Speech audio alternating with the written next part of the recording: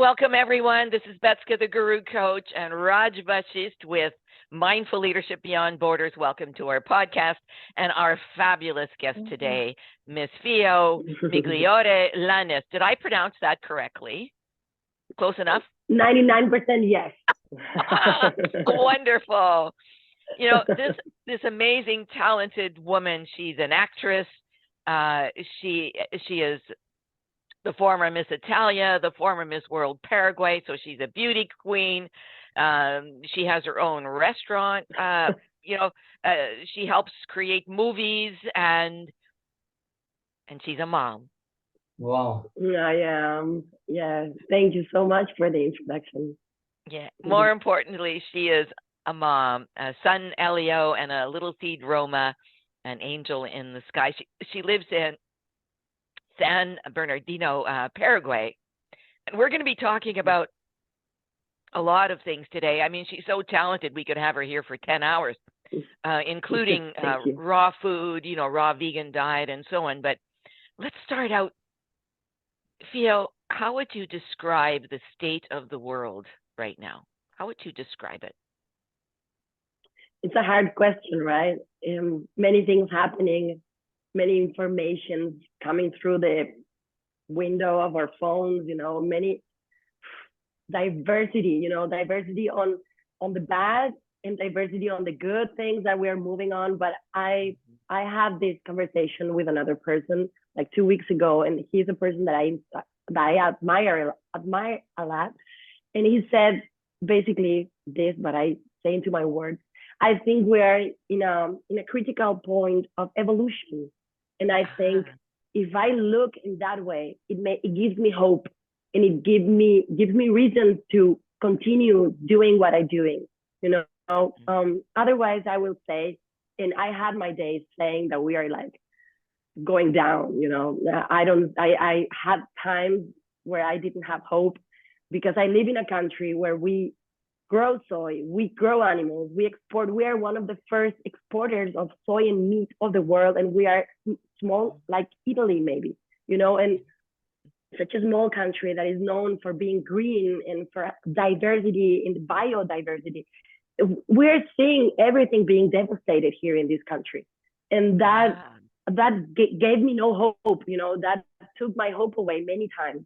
Then Elio came to my life, that is my son, and I had to, okay, an angel wants to be here, so we're not totally destroyed, so I had to start looking with hope, because he came to my life and he was a seed, a beautiful pure angel, and then there must be something. And then I started also it was shining, this idea of, okay, this is an opportunity for humanity, this is an opportunity for each of us to evolve into a new version of ourselves, into my better version of myself as a mother, as a woman, as a human citizen of the world, So I think, and I want to believe that we have the opportunity to evolve as humanity, Exactly. Yeah.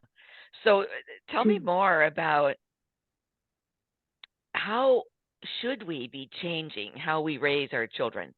With a loving perspective towards all beings, and which is, what you've told me. What shifts would you like to see for parents in terms of raising their children? It happened to me, but because I live with many people that don't have my same point of view or same way to see things. So I arrived to a point where I only say, I do this. I won't say you do this or you should be doing this. I only can say I do this because I believe this is the correct way to do things, Right. But it only takes to the most simple thing, which is being more loving, more kind. And that means to ourselves, and also, but principle, because how the world is, to be more kind to others, and that it's not only with humans, is also and mostly for animals, to being more kind with animals, because the animals are being the dark energy of oppression in the world right now, and we that are in this world of veganism, plant-based and everything, I have the opportunity to see that every day, and I see that here in Paraguay. I see that in beautiful meetings with other kids, and I see that there is this connection, that is a little virus that grows inside of us, a little bad seed that grows inside of us and make us blind, and that is that grows inside, and that you can put in other things in life. If you are not able to see the eyes of your plate, you won't be able to see the eyes on the other person that maybe is hurting you in some way, but you won't see the soul of it. I don't know.